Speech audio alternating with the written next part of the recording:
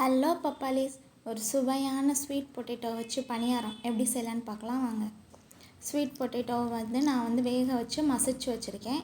அடுத்து சுகர், ஏலக்காய் 2, 1/4 கப்பு ரவை, அதுக்கப்புறம் 2 டீஸ்பூன் தேங்காய்.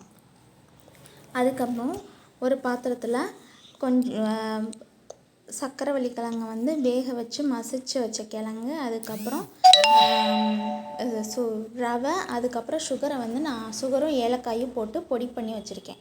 அதுக்கப்புறம் 2 டேபிள் ஸ்பூன் தேங்காய் போட்டு எல்லாத்தையும் நல்லா ஒரு 1/4 கப்பு பால் ஊற்றி நல்லா கலந்துக்கலாம். குழந்தைங்களுக்கு ஸ்வீட் பொட்டேட்டோ கொடுத்தா சாப்பிட மாட்டாங்க, இப்படி செஞ்சு கொடுங்க, சாப்பிடுவாங்க.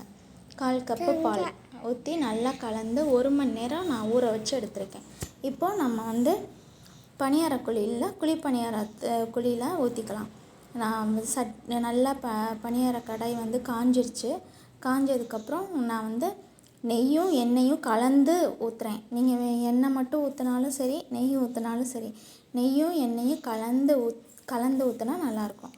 அதுக்கப்புறம் நல்லா காஞ்சதுக்கப்புறம் எல்லா குழியிலையும் நான் பணியாரத்துக்கு இந்த மாதிரி தான் மாவு திக்னஸாக இருக்கும். ரொம்ப திக்காக ரொம்ப தண்ணியாக இருந்தால் நமக்கு திருப்ப வராது, போய் குழியில் ஒட்டிக்கும், சட்டியில் ஒட்டிக்கிறோம். அதனால் நம்ம என்ன பண்ணணும் அப்படின்னா, கொஞ்சம் மாவு திக்காகவே இருக்கட்டும். ரவை மாவு கொஞ்சம் திக்காகவே இருக்கட்டும். ரொம்ப தண்ணியாக போச்சுன்னா அதுக்கப்புறம் ஒட்டிக்கிட்டு அது வராது.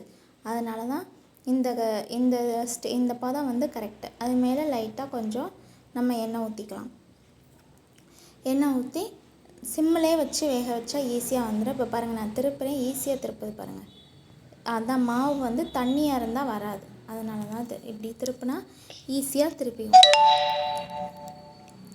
இப்போ இந்த பக்கமும் நல்லா வேகட்டும். 2 பக்கமும் நல்லா வெந்ததுக்கப்புறம் நம்ம எடுத்துக்கலாம். குழந்தைங்களுக்கு இது சர்க்கரைவள்ளி கிழங்கு அவிச்சு கொடுத்தா வேணவே வேணாம், சாப்பிடவே மாட்டாங்க. இந்த மாதிரி ஸ்வீட் பணியாரம் மாதிரி நம்ம செஞ்சு கொடுத்தா அவங்களுக்கு ரொம்ப பிடிக்கும்.